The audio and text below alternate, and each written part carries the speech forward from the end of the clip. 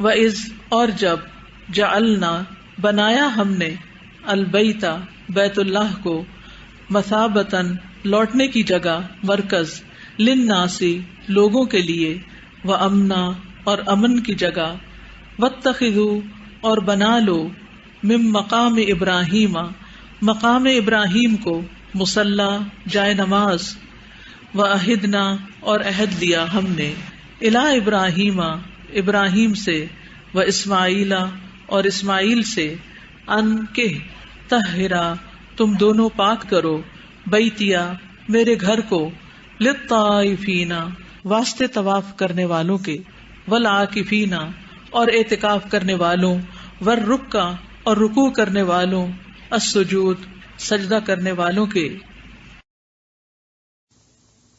وَإِذْ جَعَلْنَا اور جب بنایا ہم نے البیت گھر کو کون سا گھر خانہ کعبہ بیت کا لفظ جو ہے نا یہ باتا یبیتو سے نکلا ہے باتا یبیتو بیت باتا کا مطلب ہوتا ہے رات گزارنا اور گھر کو گھر کیوں کہا جاتا ہے کیونکہ انسان سارا دن جہاں بھی رہے آخر کو گھر ہی لوٹتا ہے تو جس جگہ وہ رات گزارتا ہے اس کو اس کا گھر کہتے ہیں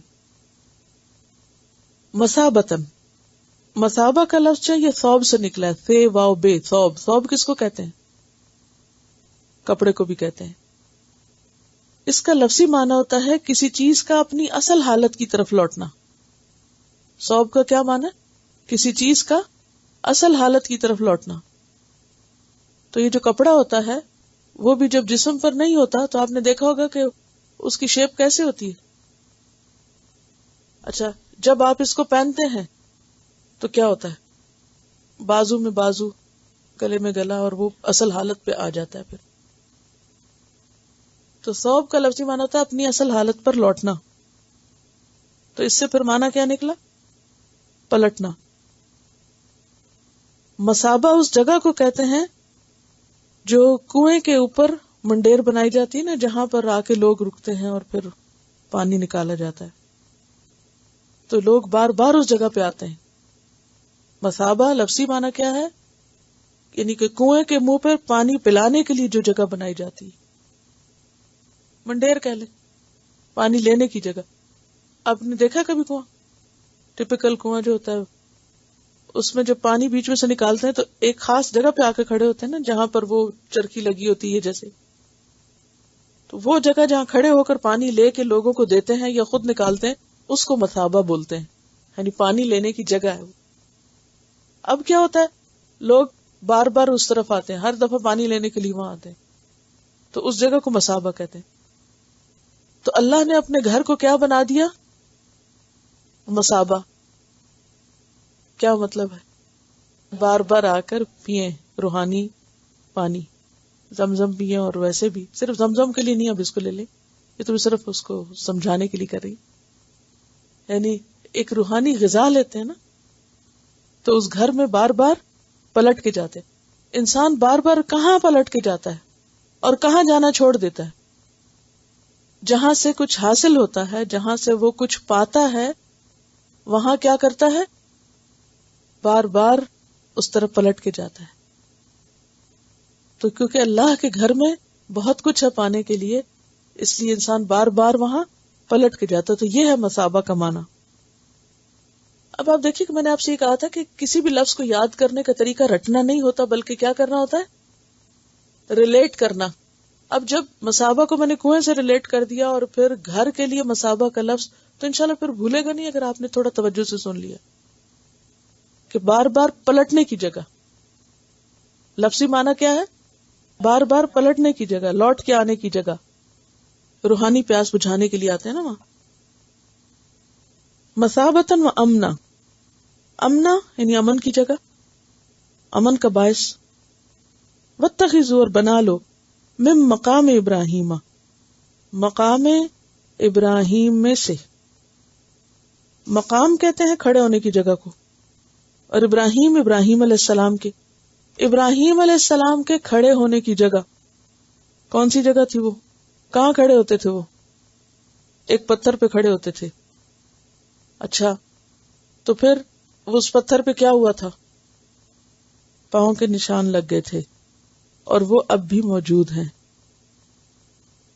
جو وہاں جاتے ہیں وہ تو اپنی آنکھوں سے معجزہ دیکھتے ہیں نا، کہ اللہ کے ایک بندے نے اللہ کی محبت میں جس پتھر پہ کھڑے ہو کر اللہ کا گھر بنایا، اللہ نے اس کے پاؤں کے نشان، پاؤں جسم کا کون سا حصہ ہوتا ہے؟ سب سے نچلا، یہ سب سے نیچے والا جو مقام تھا اس کو بھی محفوظ کر دیا، نشانی بنا لیا. اتنی قدردانی کی، اور 4000 سال گزر گئے ہیں. ابراہیم علیہ السلام کو اس کام کیے 4000 سال، 1 ملینیم نہیں، 4000 سال. اور اب بھی پتھر کے اوپر نشان موجود ہیں. اب جس طرف خانہ کعبہ کا دروازہ ہے اس سے تھوڑا سا ہٹ کے شیشے میں یہ پتھر پریزرو کیا گیا ہے، اور باقاعدہ نیچے اترا ہوا پاؤں کا نشان نظر آتا ہے. تو اس پتھر پر ابراہیم علیہ السلام نے کھڑے ہو کر گھر تعمیر کیا، اور کہا یہ جاتا ہے، روایات میں آتا ہے کہ جو وہ اوپر جا رہا تھا گھر، تو یہ پتھر بھی لفٹ اپ ہو رہا تھا اور پھر واپس آ جاتا تھا. یعنی قدرتی طور پر اللہ تعالیٰ نے ایک لفٹ بنا دی تھی ان کے لیے کہ جس سے تعمیر کا کام آسان ہو گیا تھا. تو واتخذوا من مقام ابراہیم مصلی، مصلی نماز کی جگہ، یہ ظرف مکان ہے. مصلی کس کو کہتے ہیں؟ نماز کی جگہ. ابراہیم کے کھڑے ہونے کی جگہ کو مصلی بناؤ، تم بھی وہاں نماز پڑھا کرو. اشارہ ہے طواف کی 2 رکعتوں کی طرف. طواف کرنے کے بعد سب لوگ 2 رکعت پڑھتے ہیں. بہتر تو یہ کہ اس پتھر کے قریب کہیں پڑھا جائے، لیکن جگہ نہ بھی ہو تو کہیں بھی پڑھا جا سکتا ہے، کیونکہ پتھر شروع سے وہاں نہیں تھا جہاں اب ہے. پہلے وہ بالکل ساتھ تھا، پھر الگ ہٹا کے کیا گیا تاکہ طواف کرنے والوں کو مشکل نہ ہو. وَعَهِدْنَا إِلَىٰ إِبْرَاهِيمَ، اور ہم نے ابراہیم علیہ السلام سے عہد دیا تھا. عہد الہ کا معنی ہوتا ہے تاکیدی حکم، یعنی تاکید کر کے حکم دیا تھا، پکا حکم دیا تھا، یعنی عہد کے درجے میں. ابراہیم علیہ السلام سے بھی اور اسماعیل اور ان کے بیٹے سے بھی، کیونکہ باپ بیٹا دونوں اس کام میں شریک تھے. کیا عہد لیا تھا؟ انطہرا، کہ دونوں پاک رکھنا. کس کو؟ بیتیا، میرے گھر کو. طاہرہ میں ویسے تو طہارت پاکیزگی کو کہتے ہیں، لیکن یہاں حسی اور مانوی دونوں طہارتیں مراد ہیں. حسی کا کیا مطلب ہے؟ جو محسوس کریں، آپ دیکھ سکیں، ہاتھ لگا سکیں، نظر آئے آپ کو. اور مانوی شرک کی گندگی، یعنی دونوں گندگیوں سے میرا گھر پاک رکھنا. کس کے لیے؟ للطائفین. طائفین جمع ہے طائف کی. طائف گھومنے والا، تو گھومنے والے یعنی طواف کرنے والے، طاف یطوف طوفن سے. والعاکفین، اور اعتکاف کرنے والے. عاکفین کا لفظ عاکف کی جمع ہے، روٹ اس کا عین کاف فے ہے. اعتکاف کرنا، تعظیم کے ساتھ کسی جگہ پہ ٹھہر جانا، یعنی عبادت کی غرض سے کسی جگہ ٹھہرنا، خود کو روکے رکھنا، لفظی معنی. یعنی اعتکاف میں ہم کیا کرتے ہیں؟ کسی مقصد کے لیے ایک جگہ بیٹھتے ہیں، گپ شپ کے لیے نہیں. اب یہاں ہم دیکھتے ہیں کہ اللہ تعالیٰ نے ابراہیم علیہ السلام اور ان کی اولاد میں سے اسماعیل علیہ السلام کو ایک اور نیکی کی توفیق دی، اور وہ کیا تھا؟ اپنا گھر بنوایا ان سے. وَإِذْ جَعَلْنَا الْبَيْتَ مَثَابَةً لِلنَّاسِ، اس گھر کو ہم نے بنایا. سورۃ الحج میں آتا ہے وَإِذْ بَوَّأْنَا لِإِبْرَاهِيمَ مَكَانَ الْبَيْتِ، ہم نے ابراہیم علیہ السلام کے لیے گھر کی جگہ مقرر کر کے دی، یعنی نشاندہی اللہ نے کی کہ اس جگہ گھر بنے گا. ٹھیک ہے، خانہ کعبہ جس جگہ ہے، زمین کا جو حصہ اس کے لیے چنا گیا وہ اللہ کی طرف سے تھا، اللہ نے مقرر کیا، نشاندہی کی. وَإِذْ جَعَلْنَا الْبَيْتَ مَثَابَةً لِلنَّاسِ، اور گھر ایسے صحرا میں بنایا کہ جہاں پرندہ تک نہ تھا، لیکن کس طرح لوگ پلٹ پلٹ کے وہاں جاتے، کسی کا دل نہیں بھرتا. دنیا میں سب سے زیادہ آباد جگہ صدیوں سے وہی جگہ ہے. وہ امنا، اور اس کے ساتھ ساتھ اس کو پرامن بنا دیا تاکہ لوگ بے جھجک آتے چلے جائیں. واتخذوا من مقام ابراہیم مصلی، اور ساتھ کیا حکم دیا کہ مقام ابراہیم کو تم سب لوگ اب جائے نماز بنا لو، وہاں نماز پڑھو. یعنی صرف گھر ہی نہیں مثابہ، ابراہیم کے قدموں کے نشان بھی نیکی کی راہ دکھاتے. ابراہیم علیہ السلام کی پیروی کرو، پاؤں کے نشان دکھا دی نا. پیروی کا کیا مطلب ہوتا؟ نقشے قدم پہ چلنا. تو وہ نقشے قدم ہے وہاں، ان پہ چلو، یعنی اس کے پاس اب تم بھی اللہ کی قربت اختیار کرو، نماز پڑھو. وَأَهِدْنَا إِلَىٰ إِبْرَاهِيمَ وَإِسْمَاعِيلَ، اور ہم نے ابراہیم اور اسماعیل علیہ السلام سے وعدہ لیا، ان طہرا بیتیا، کہ میرے گھر کو کیا کرنا؟ پاک صاف رکھنا. یعنی صرف گھر بنائے نہیں بلکہ صاف بھی رکھو. للطائفین والعاکفین والرکع السجود، اور رکوع سجود کرنے والوں کے لیے. اب آپ دیکھیے کہ اس سے ہمیں ایک بہت بڑا سبق مل رہا ہے. یہ جو حکم دیا جا رہا ہے، خود اس حکم کے اندر ایک سبق ہے ہم سب کے لیے. یعنی صرف اللہ کا گھر بنانا ہی نہیں، اس کو صاف بھی رکھنا. اب ہم سوچیں ہم کوئی ذمہ دار ہے، ہم صفائی کریں یہاں؟ ہاں، گھر کی تو ہم سب کرتے. ذرا سوچئے ہم اپنے گھروں کے معاملے میں کتنے کانشیس ہیں. شیشے بھی صاف کرنے ہیں، کارپٹ بھی صاف کرنا ہے، اور ایک ایک چیز. اور جہاں بیٹھ کے آپ اللہ کا نام لیتے ہیں وہاں ہم ٹیشو چھوڑ کے اٹھ جائیں گے. اس جگہ کو بھی ہمیں اسی طرح صاف کرنا ہے. صرف اس جگہ نہیں، جہاں بھی آپ جائیں اور وہ اللہ کا گھر ہو، جہاں اللہ کا نام بلند ہوتا ہو. یعنی کسی انسان کے حصے میں یہ بہت بڑی سعادت آتی ہے کہ اللہ اس کو چن لے اپنے نام کو بلند کرنے کی جگہ بنانے کے لیے. جیسے مسجد ہے، جیسے کوئی ایسی جگہ جہاں اللہ کا نام لیا جاتا ہو، جیسے قرآن جہاں پڑھا جاتا ہو، اس جگہ کی تیاری یہ سنت ابراہیمی ہے. اور کس طرح اللہ نے ان کو چنا اور کس طرح ان کے نشان باقی رکھے، کس طرح ان کے لیے صدقہ جاریہ آج تک بنایا کہ وہ گھر دن اور رات کے کسی لمحے خالی نہیں. دنیا میں کوئی جگہ ایسی نہیں کہ جو ہر وقت اتنی آباد ہو جس طرح بیت اللہ شریف ہر وقت. اور یہ نہیں کہ چلے آپ کہیں گے جہاں وال سٹریٹ میں رات کو بھی بڑی روشنی ہوتی ہے اور وہاں بھی لوگ نہیں سوتے. اور بات یہ کہ یہ کئی ہزار سال سے ہو رہا ہے، اور خاص طور پر نبی صلی اللہ علیہ وسلم کی آمد کے بعد سے مسلسل یہی سلسلہ جاری ہے کہ وہاں لوگ دنیا بھر سے جا کے اکٹھے ہوتے ہیں اور اللہ کی عبادت کرتے ہیں. تو اللہ تعالیٰ نے صرف یہ نہیں کہا تھا کہ جگہ دکھا دی یا تعمیر کو، تعمیر ہوئی تو بس آپ بھول جو، نہیں، اس کو مینٹین کرو. اب اس جگہ کو صاف رکھو، پاک رکھو. اور پاک دونوں چیزوں سے، یعنی حسی صفائی بھی، سامنے کوئی داغ دھبا کوئی چیز نظر نہ آئے، اور اس کے ساتھ ساتھ روحانی اور مانوی صفائی بھی کہ کوئی شرک نہ ہو، کوئی غلط کام نہ ہو. اور یہی حکم ساری مسجدوں کے لیے ہے. حضرت انس کہتے ہیں کہ رسول اللہ صلی اللہ علیہ وسلم نے فرمایا، مسجد میں تھوکنا گناہ ہے اور اس کا کفارہ اسے دفن کرنا ہے. حضرت ابو ہریرہ رضی اللہ تعالی عنہ سے روایت ہے کہ ایک کالی عورت مسجد میں جھاڑو دیا کرتی تھی. یعنی یہ کام صرف مردوں کا نہیں ہے، عورتوں کو بھی اس میں شریک ہونا چاہیے. وہ مر گئی. آپ نے جب اسے نہ دیکھا تو لوگوں سے اس کا حال پوچھا. انہوں نے کہا وہ مر گئی. آپ نے فرمایا تم نے مجھے کیوں نہ خبر کی؟ چلو اب اس کی قبر بتاؤ مجھے. پھر آپ اس کی قبر پہ گئے اور اس کا جنازہ پڑھا.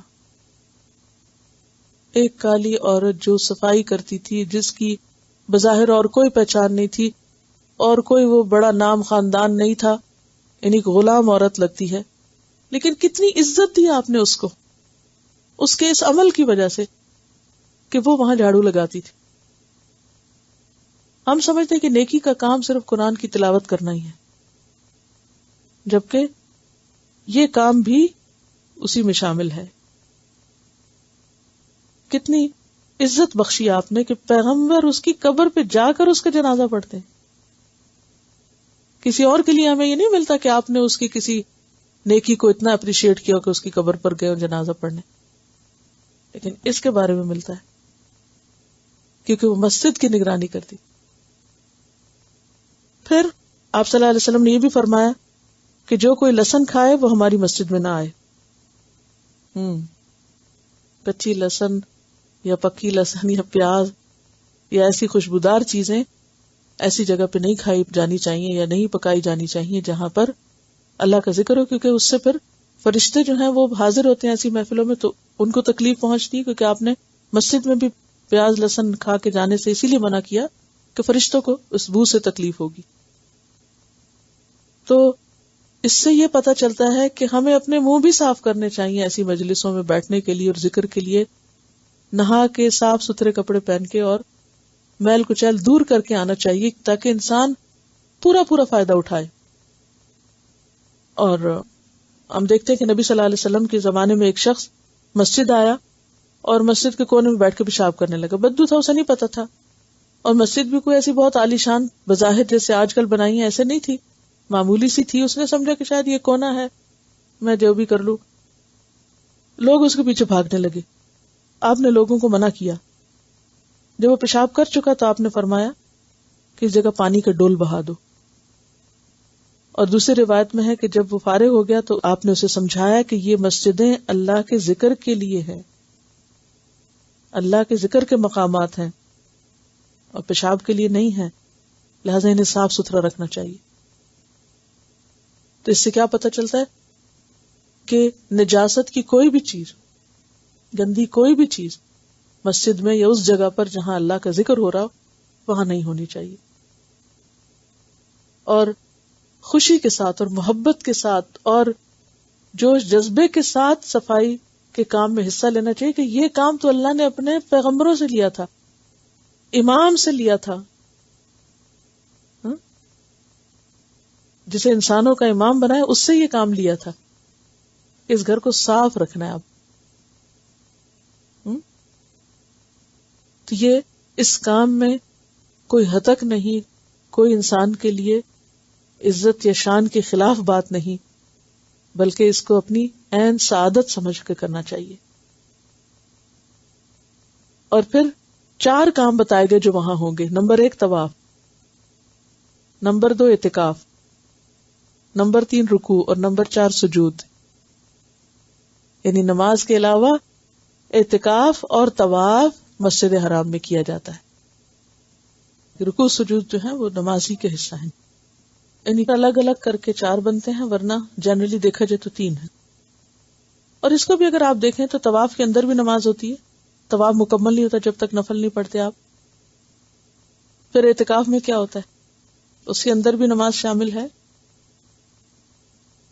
اس میں آپ دیکھیے کہ نماز کے جو ارکان ہیں یا نماز کا جو طریقہ ہے اس میں کچھ فرق رہا ہے، لیکن بیسیکلی نماز تو ہر دور میں رہی ہے، ڈے 1 سے. اسماعیل علیہ السلام کے بارے میں قرآن پاک میں آتا ہے نا کہ کانا یأمر اہلہ بالصلاۃ والزکاۃ، کہ وہ اپنے گھر والوں کو نماز کا حکم دیتے تھے. یہ کس کے بارے میں آتا ہے؟ اسماعیل علیہ السلام کے بارے میں. تو انبیاء تقریباً سب یہاں پر آتے رہے ہیں اور آ کر عبادت کرتے رہے ہیں، کیونکہ ابراہیم علیہ السلام نے یہ جگہ بنائی تھی اور نون تھی. It was a known place, سب کے لیے ایک معلوم اور معروف جگہ تھی. اور اس کے بعد جتنے پیغمبر آئے ہیں ان کی اولاد میں سے آئے ہیں اور وہ سب یہاں پر آتے رہے. اسحاق علیہ السلام کی اولاد، اور جیسے کہ بنی اسرائیل کی ہسٹری آپ نے پڑھی تھی پیچھے کہ وہ مصر چلے گئے اور پھر واپس وہیں لوٹے، اور پھر آ کر ان کو وہاں 40 سال مؤخر ہو گیا ان کا داخلہ فلسطین میں، کیونکہ انہوں نے حکم نہیں مانا تھا اللہ تعالیٰ کا. اور پھر یہ فلسطین میں داخل ہوئے اور پھر ان کے عروج کا دور آتا ہے، اور تقریباً 100 سال کا عروج کا دور ہے، جس میں حضرت داؤد علیہ السلام اور حضرت سلیمان علیہ السلام آئے. اور سلیمان علیہ السلام نے بھی مرکز تعمیر کیا، ہیکل بنایا، بیت المقدس تعمیر کیا. اور پھر بنی اسرائیل جو تھے وہ اس کی طرف منہ کر کے نماز پڑھتے تھے، اور دوسری طرف عربوں کے یہاں کیا ہوا، شرک آ گیا. وہ ان تعلیمات کو بھول گئے کہ جو انبیاء ان کے لیے چھوڑ کر گئے تھے، ابراہیم اور اسماعیل علیہ السلام. اور ان کے اندر ایک شخص تھا عمرو بن لحی، بہت انفلوئنشل شخص تھا. اس نے شام وغیرہ کے علاقے سے کچھ بت خرید کے لایا اور اس نے خانہ کعبہ میں لا کے رکھے، اور وہ آہستہ آہستہ بتوں کی عبادت کی طرف چل پڑے. اور اس طرف یہ تھا کہ جتنے بھی انبیاء آ رہے تھے یا جو بھی، تو یہ سب بیت المقدس کی طرف منہ کر کے نماز پڑھتے تھے. لیکن سب کو یہ پتا تھا کہ جو آخری نبی ہوگا اس کا قبلہ یہ نہیں ہوگا، اس کا قبلہ وہی ہوگا. اسی لیے آپ دیکھتے ہیں کہ نبی صلی اللہ علیہ وسلم جب مدینہ میں تشریف لائے ہیں تو تقریباً 16-17 مہینے وہ کدھر منہ کر کے نماز پڑھے تھے؟ بیت المقدس ہی کی طرف. پھر حکم آیا اور دوبارہ قبلہ تبدیل ہوا. تو کیا پتہ چلتا ہے کہ نماز تو ہر دور میں رہی ہے. یہ جو ہم کہتے ہیں نا معراج میں نماز ملی تھی، تو وہ بیسیکلی اس کے کتنی دفعہ دن میں پڑھنی ہے، اور پھر یہ کہ آپ نے مزید وضاحت کی کہ کس کس طریقے پہ پڑھنی ہے. ورنہ نماز تو آپ نبوت کے فوراً بعد سے پڑھ رہے تھے. پہلی سورت کون سی ہے؟ العلق.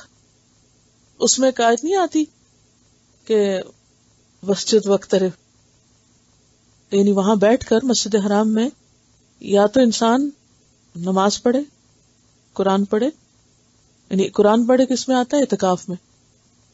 اور یا پھر طواف کرے. فالتو باتیں کرنا اور صرف سوئے رہنا وہاں اور گپ شپ اور کھیل کود، یہ اس جگہ کی شان کے خلاف ہے. این مسجد کا جو پریئر ہال ہے اس میں ایسے کھانے کھانا کہ جس سے وہ مسجد کی صفائی اور ایٹماسفیئر متاثر ہوتا، اس سے پرہیز کرنا چاہیے. سائڈ پر اگر کسی ساتھ کے کمرے میں یہ پیچھے کہیں کھا لیں، مجبوری ہو، اگر کچھ اور جگہ نہ ہو کھا سکتے ہیں، مگر پھر کھانا ایسا ہونا چاہیے کہ جس سے کارپیٹ کے اندر کھانوں کی خوشبوئیں نہ گھس جائیں کہ نماز پڑھیں تو بھی آپ کو اسمیل ہو رہی ہو. اس سے پرہیز کرنا چاہیے. اس طرح تو حرم میں بھی آپ نے دیکھو افطار کرتے ہیں، لیکن اس طرح کے کھانے نہیں اندر لے جانے دیتے کہ جو پورے دسترخوان. آپ نے اگر کبھی مسجد نبوی یا مسجد حرام میں روزہ رکھ کے افطار کیا تو آپ نے دیکھو کہ عموماً لوگ دہی یا سوکھی روٹی یا کھجور رکھ لیتے ہیں جس کی خوشبو نہیں پھیلتی. یعنی مسجد میں کھانا اٹسیلف بالکل منع نہیں، کھا سکتے ہیں آپ، لیکن ایسے کھانے کہ جس سے مسجد کا تقدس پامال ہو، جس میں پیاز لہسن کی خوشبوئیں ہوں، اس سے پرہیز کرنا چاہیے. یعنی جب پیاز کھا کے جانے سے منع کیا گیا تو وہاں بیٹھ کے تو پھر کھانے کی کوئی